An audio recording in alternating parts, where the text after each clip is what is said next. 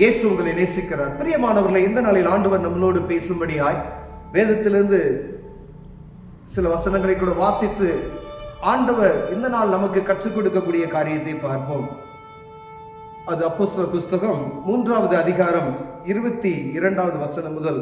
மோசே பிதாக்களை நோக்கி, உங்கள் தேவனாகிய கர்த்தர் என்னைப் போல ஒரு தீர்க்கதரிசி உங்களுக்காக உங்கள் சகோதரரிலிருந்து எழும்ப பண்ணுவார். அவர் உங்களுக்கு சொல்லும் எல்லாவற்றிலும் அவருக்கு செவி கொடுப்பீர்களாக. அங்கு அந்த தீர்க்கதரிசியின் சொற்கேளாதவன் எவனோ அவன் ஜனத்தில் இராதபடிக்கு நிர்மூலமாக்கப்படுவான் என்றார்.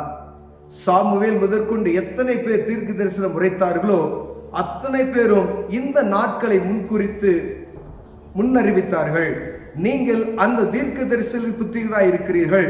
உன் சன்னதியிலே பூமியில் உள்ள வம்சங்கள் எல்லாம் ஆசீர்வதிக்கப்படும் என்று தேவன் ஆபிரகாமுக்கு சொல்லி தம்முடைய முன்னோர்களுடைய பண்ணின உடன்படிக்கைக்கும் புத்திரராய் இருக்கிறீர்கள். அவர் உங்கள் எல்லோரையும் உங்கள் பொல்லாங்குகளிலிருந்து விலக்கி அவர்களை ஆசீர்வதிக்கும்படி தேவன் தம்முடைய பிள்ளையாகிய இயேசுவை எழுப்பி முதலாவது உங்களிடத்திற்கே அவரை அனுப்பினார் என்றார். அவர் உங்கள் எல்லோரையும் உங்கள் பொல்லாங்குகளிலிருந்து விலக்கி உங்களை ஆசீர்வதிக்கும்படியே தேவன் தம்முடைய பிள்ளையாகிய இயேசுவை எழுப்பி முதலாவது உங்களிடத்திற்கே அவரை அனுப்பினார் என்றார். பிரியமானவர்களே, மோசே முதற்கொண்டு ஆண்டவராகிய இயேசு கிறிஸ்துவின் அன்பை, நமக்கு பின்னாடி ஒரு தீர்க்கதரிசி வருவார், என்னோடு ஆண்டவர் பேசினது போல உங்களிலிருந்து ஒரு தீர்க்கதரிசி வருவார் என்று முன்னறிவித்தார். அதுக்கப்புறம் அநேக தீர்க்கதரிசிகளும் முன் சொல்லப்பட்ட ஒவ்வொரு காரியங்களும் எதற்காக என்று சொன்னால் ஆபிரகாமுக்கு ஆண்டவர் கொடுத்த அந்த வாக்கு தத்துவத்தை சுதந்திரித்துக் கொள்ளும்படியாகவே, ஆபிரகாமுக்கு பூமியில் உள்ள சகல ஜனங்களும் முன்னால் நிமித்தம் ஆசீர்வதிக்கப்படும்படியாய் அந்த ஆசீர்வாதத்தை சுதந்திரித்துக் கொள்வதற்காகவே பாருங்க, நீங்கள் அந்த தீர்க்கதரிசிகள் புத்திரராய் இருக்கிறீர்கள். உன் சந்ததியினாலே பூமியில் உள்ள வம்சங்கள் எல்லாம் ஆசீர்வதிக்கப்படும் என்று தேவன் ஆபிரகாமுக்கு சொல்லி தம்முடைய முன்னோர்களோட பண்ணின உடன்படிக்கைக்கும் புத்திரராய் இருக்கிறீர்கள். முன்னோருடைய உடன்படிக்கைக்கு நம்ம புத்திரராய் இருக்கிறோமா? ஏன் நம்மளை ஆண்டவர் ஆசீர்வதிக்கிற ஆபிரகாமுக்கு கொடுக்கப்பட்ட அந்த வாக்கு தத்தத்தை நம்மில் நிறைவேற்றும்படியாய் ஆண்டவர் இயேசு கிறிஸ்துவை நமக்கு என்ன செய்யறார்? முதல்ல நமக்கு தான் அவர் அனுப்புறார் என்று வேதம் சொல்லுகிறது. பிரியமானவர்களே, இந்த நம்முடைய ஆசீர்வாதத்தை நாம் ஆண்டவரை அறிந்து கொண்டால் மாத்திரமே அந்த ஆசீர்வாதத்தை சுதந்திரித்துக் கொள்ளும். பாருங்க, மோசே சொல்லியிருக்கிறார், மோசையே சொல்லிட்டார். அதுக்கப்புறம் சாமுவேல் தீர்க்கதரிசிகள், எத்தனையோ தீர்க்கதரிசிகள் அடுத்தடுத்தது உரைத்து விட்டார்கள். ஆனா அந்த வசனம் சொல்லுகிறது பாருங்க, அவர் உங்கள் எல்லோரையும் உங்கள் பொல்லாங்களிலிருந்து விலக்கி, நம்ம பாவம் என்ன, நமக்கு எல்லாம் என்னென்ன காரியங்கள் நமக்கு காணப்படுகிறதோ, நமக்கு விரோதமாக இருக்கிற எல்லா காரியங்களும் விலக்கி, பொல்லாங்கள் எல்லாம் விலக்கி உங்களை ஆசீர்வதிக்கும்படி தேவன் தம்முடைய பிள்ளையாகிய இயேசுவை பாருங்க, அவர் நம்முடைய பொல்லாங்குகளை எல்லாம் நீக்கும்படியாகவே தேவன் இயேசுவை, அவர் பிள்ளையாகி இயேசுவை என்ன செஞ்சாரா? எழுப்பி முதலாவது நம்மிடத்துக்கே அவரை அனுப்பினார் என்று வேதம் சொல்லுகிறது. பிரியமானவர்களே, இயேசு கிறிஸ்துவை அறிகிற ஞானம் நமக்கு முதலாவது வேண்டும். அவரை பார்க்கிற, அவரை உணர்கிற, இயேசுவை ஆராதிக்கிற, இயேசுதான் தெய்வம் என்கிற உணர்வு நமக்குள் வறுமையானால் இந்த ஆபிரகாமின் சன்னதியில கர்த்தர் நமக்கு கொடுத்த அந்த வாக்கு தத்தங்களை நாம் சுதந்திரித்துக் கொள்ள முடியும். பிரியமானவர்களே, ஏன்னா ஆபிரகாம் அவருடைய ஆசீர்வாதத்தை நாம் சுதந்திரித்துக் கொள்ளணும்னு சொன்னா நம்ம அறிந்திருக்க வேண்டிய ஒரு காரியம், இயேசு என்ற நாமத்தை நாம் அறிந்திருக்க வேண்டும். அந்த நாமத்தை நீங்கள் அறியாதபடிக்கு நாம் ஒன்றும் செய்ய முடியாது. பாருங்க, நமக்காகவே முதலாவது அவரை நம்மிடத்திற்கு அனுப்பினார் என்று வேதம் சொல்லுகிறது. பிரியமானவரே, உலக பூமியில இருக்கக்கூடிய எவ்வளவு ஜனங்கள் இருக்காங்க. தமிழ்நாட்டில், தேசத்துல, இந்திய தேசத்துல பாருங்க, இயேசு என்ற நாமம் தெரியாது எவ்வளவு பேர் இருக்கிறாங்க. ஆனால் அவரை அறியணும். இயேசுவை அறிகிறதுக்கு, அதுதான் பூமியின் கடைசி பரியந்த வரைக்கும் என்னுடைய சுவிசேஷம் பிரசங்கிக்கப்படும் நாட்கள் வரும்பொழுது அவர் மீண்டுமாய் வருவார் என்று வேதம் சொல்லுகிறது.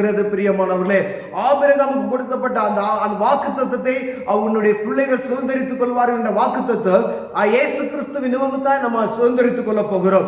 அவரை அறிந்தோம் என்றால் ஆசீர்வாதம். ஒருவேளை ஆசீர்வாதம் அப்படியே வராது. உலகத்தில் இருக்கக்கூடிய மனிதர்களுக்கு கொடுக்கப்படுகிற ஆசீர்வாதத்துக்கும் இயேசுவை அறிந்து கொள்ளுகிற மனிதர்களுடைய ஆசீர்வாதத்துக்கும் வித்தியாசம் உண்டு. இவர் நமக்கு வாழ்ந்தவர் ஆபிரகாம் ஈசாக்குக்கு கொடுத்த வாக்குத்தத்தத்தை பாருங்க.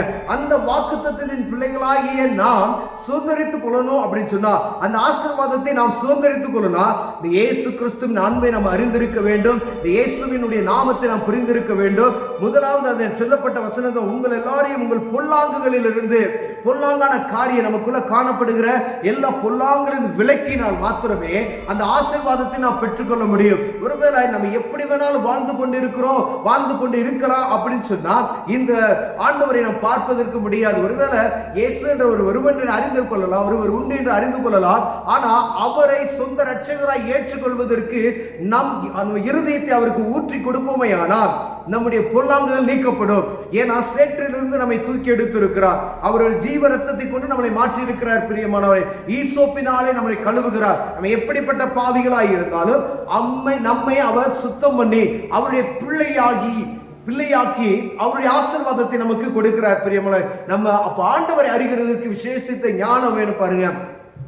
உடனே எல்லாரும் அநேக கிறிஸ்தவர்கள் உண்டு, ஆனா இயேசுவை ஆராதிக்கிறார்களா என்று பார்க்கும் பொழுது அநேகருக்கு இயேசுவை நாமத்தை சொல்லி ஆராதிக்க மாட்டேங்கிறார்கள்.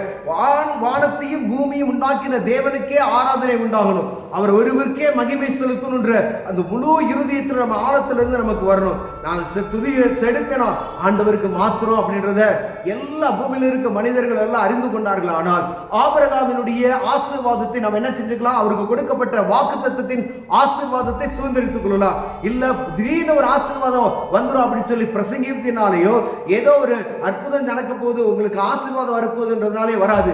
இயேசுவை அறிகிற ஞானம் எனக்குள் வறுமையானால், உங்களுக்குள் வறுமையானால், அவர் நிமித்தமாய் வரக்கூடிய ஆசீர்வாதமே நமக்கு ஆசீர்வாதத்தை தரும் என்பதில் ஒரு சந்தேகமும் இல்லை.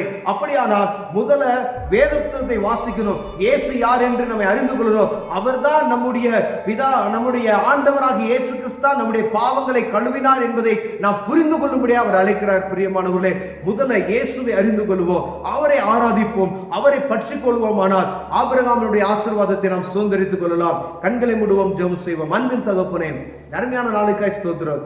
ஆண்டவரே, முற்பிதாக்கள் சொல்லி இருந்து அநேக தீர்க்கதரிசிகளும் சொல்லி இருந்தார்கள். அந்த ஆண்டவராக இயேசு கிறிஸ்துவை நாங்கள் கண்டும் உணர்ந்தும் அவரை ஆராதிக்கும் எங்களுக்கு கிருபை பாராட்டுங்க. ஆபிரகாமுக்கு கொடுக்கப்பட்ட அந்த வாக்குத்தத்தத்தை நாங்கள் சுதந்திரித்துக் கொள்கிறோம். இயேசுவின் நாமத்தில் பிதாவே, ஆமென்.